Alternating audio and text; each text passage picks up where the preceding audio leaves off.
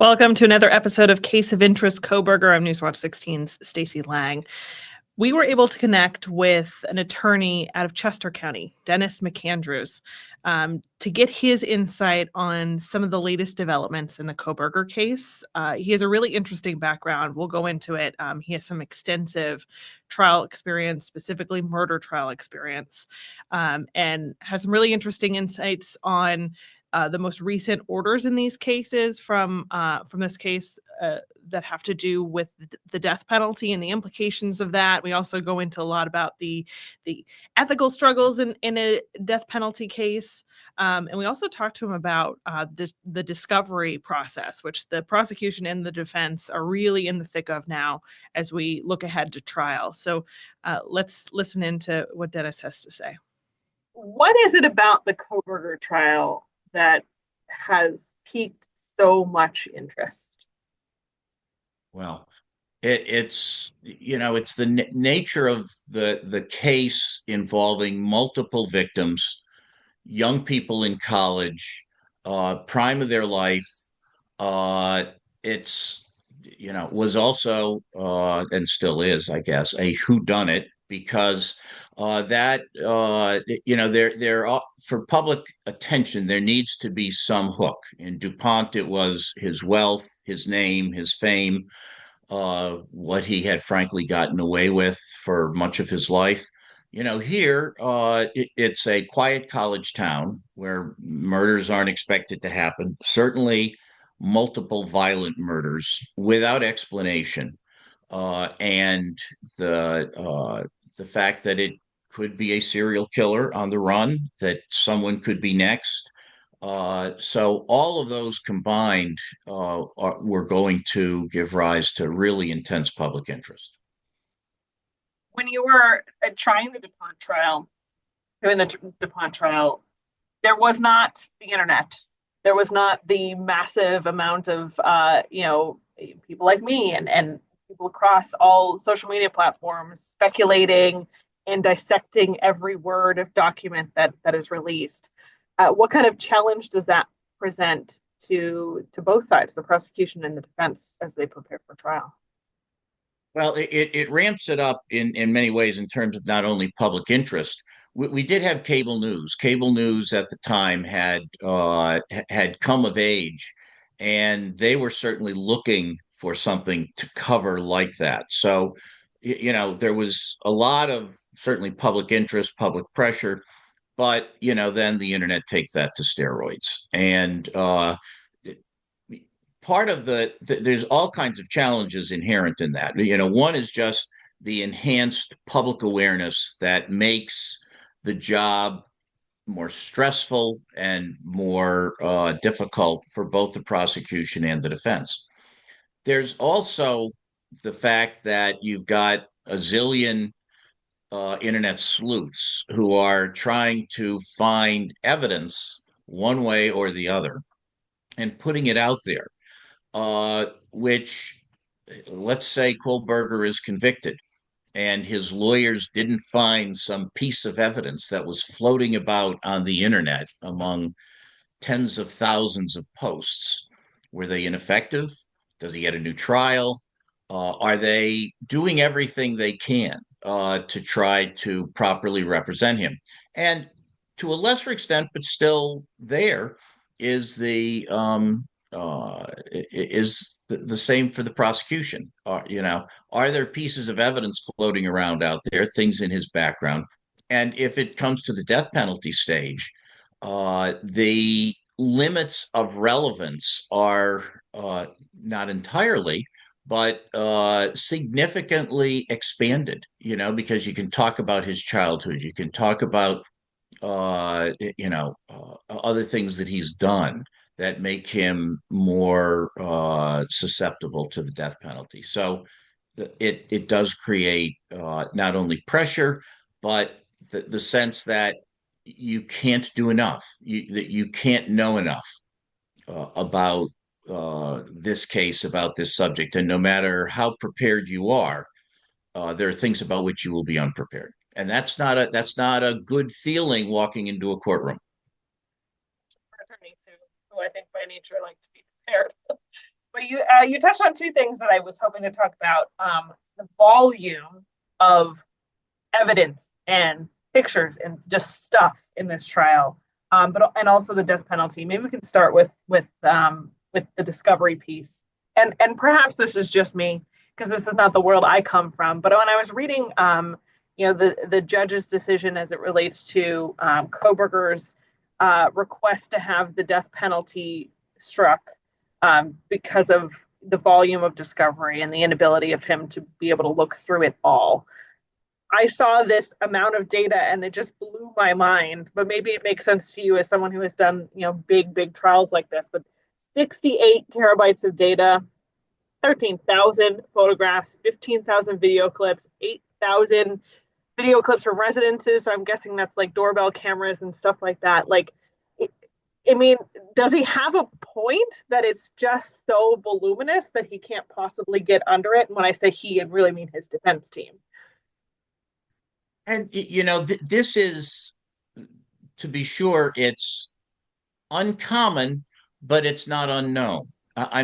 There are many federal investigations of, for example, organized crime figures, of cold cases, Kaczynski, that the volume is not unknown. Now, the good thing about it, and certainly when I read the judge's opinion, I was struck as well by the sheer quantity of evidence.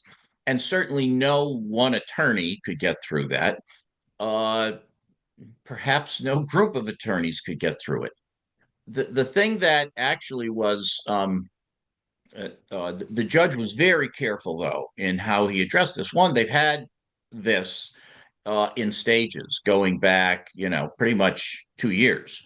And they do have indices that have been given. There have been the prosecution has an obligation to provide anything that could be of evidentiary value towards guilt or innocence, and so they have had an obligation to point that out. And if they didn't point it out, they do so at their own peril, because eventually every single page will be gone through.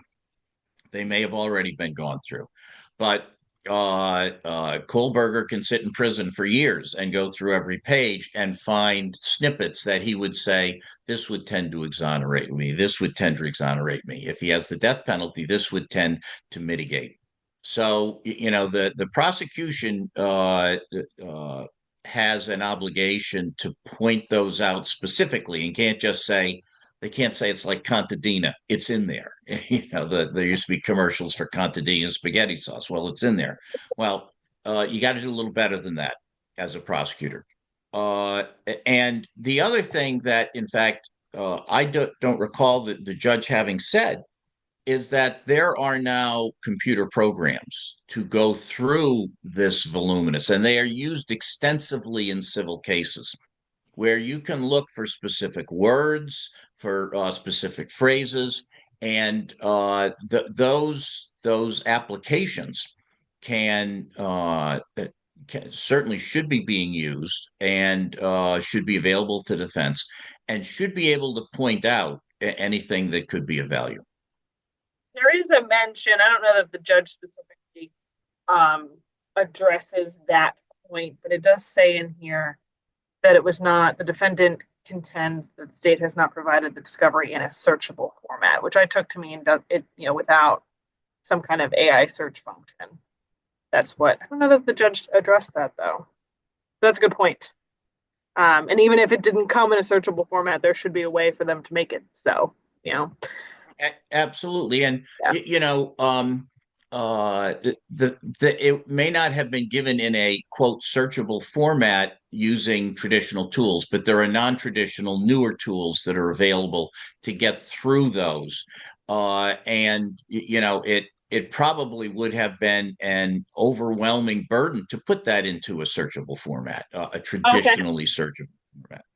We all have received documents that we'd love to search for words for, and then the words are in there. You do the search function, Control F, and it comes up zero, and well, it's in there, 30 times, but it's because it's not in a searchable format. Well, to put every document, many of which were not in searchable format, the risk is great that by transferring it into a searchable format, you may leave words out. That technology is not perfect. So transferring it from a non-searchable to a searchable format creates its own problems too, and its own issues that you have to then read every document word for word that you've transferred into a searchable format.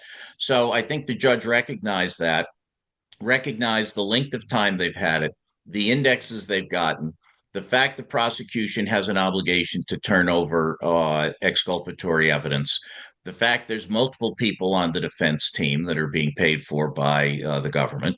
So I think he used all of those facts to justify what he's done, and he's writing this not just for us or for the defense; he's writing it for an appellate court. Absolutely. It is, I don't know the legal name for this if it has one, but it sort of feels like we're in the phase of throwing everything at the wall to see what sticks.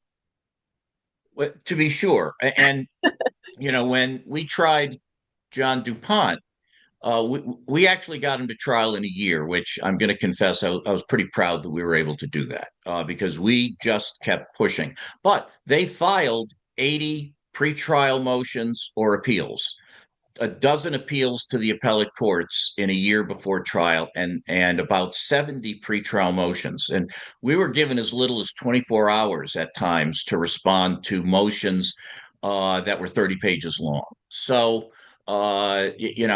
it can be done.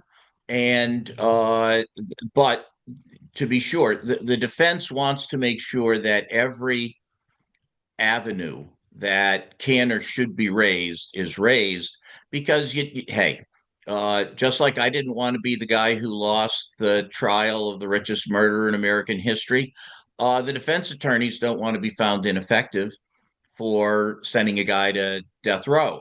So, and that's all part of the pressure that, people don't necessarily see, but believe me, is there. And I can't imagine the pressure. Here in Pennsylvania, we've had a moratorium on the death penalty for over a decade, maybe closer to 20 years. I don't remember. I don't think we have put anyone to death in Pennsylvania since the 90s. You might know better than me. But in Idaho, there have been executions within the last few years. I think there was one late last year. So that pressure has to be even more significant because if he is convicted and then sentenced to death, he probably will be put to death. That's what it looks like from where I'm sitting. Eventually, that's probably the case. But it would take probably a decade. Yeah. And it is interesting because if it takes a decade after trial, and now we're 2.5 years from the crimes, how much deterrence is there? It's. I will say that in my career as a prosecutor, we did find that individual defendants, when they were arrested, were afraid of the death penalty. Before that, they didn't seem to be much concerned about it. It's a little too late after you're arrested to be worried about it, but it's to be sure, if somebody is likely to be executed, it only adds to the concerns. One of the other recent developments that we're going to be talking about is the attempt to have the death penalty struck because of his diagnosis of autism spectrum disorder. Is that an unusual request? Is that something, do you think could set precedent because of our increased awareness of that, of ASD as a condition? The differences, the only kind of mental health condition or mental disability condition, more accurately, that has been recognized by the Supreme Court as intellectual disability. That if you have intellectual disability, you may not be subjected to the death penalty. Uh, Even that remains somewhat controversial. And there's a very real difference between the autism spectrum disorder and intellectual disability. Intellectual disability is pretty much a severe and marked intellectual disability, typically using IQ as the test, but and I can talk if you want at some length about that, the reliability of IQ testing and using a numerical cutoff, because those tests, as any psychologist will tell you, have some variability, have some reliability issues, and the most noted definition of intellectual disability includes adaptive functioning. Here in Pennsylvania, we've had people with IQs over 100. 100 is straight average. We've had people over 100 IQ found to be intellectually disabled because their adaptive social functioning was so depressed that their functioning qualified them under the standard of intellectual disability. So, and different testers come up with different results. People who never were identified as intellectually disabled now, after the commission of a crime, are identified as intellectually disabled. But beyond that, and bringing it to the ASD, autism spectrum disorder is just as the name indicates. It's a spectrum.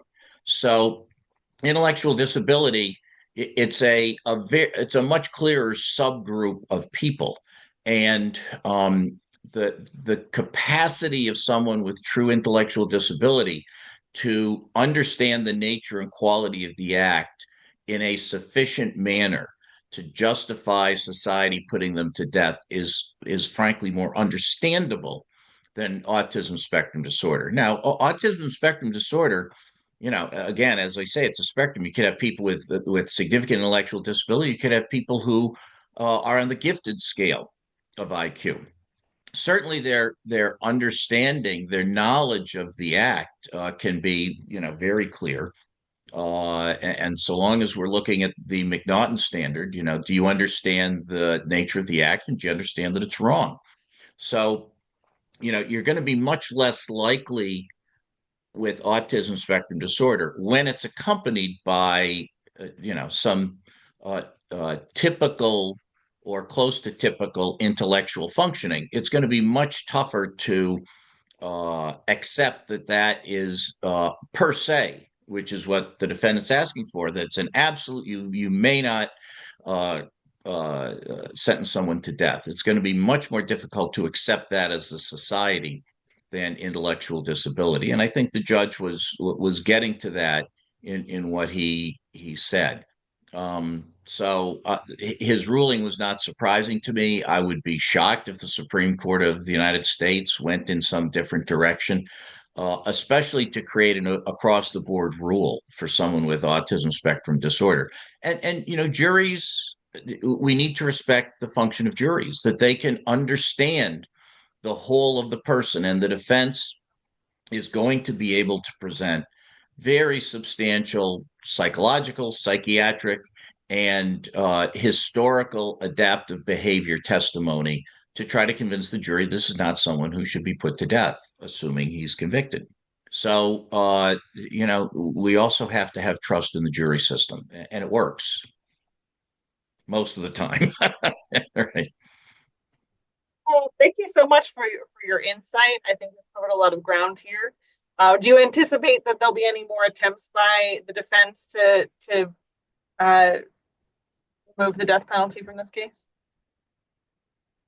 Or do you think they've pulled out every? That's a good question. I think they played their primary card in that, with the ASD defense.